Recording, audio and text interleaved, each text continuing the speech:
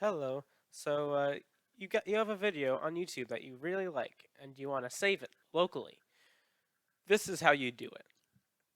First, you navigate to the video you want and you copy the URL. You do this by holding down Control and pressing C.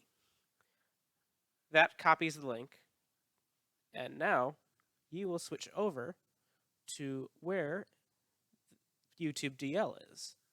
It's short for YouTube Downloader, by the way. You navigate to where it is. You see it's right here. And now what you're going to do is hold down the Shift key and right click. That'll open up this new right click menu.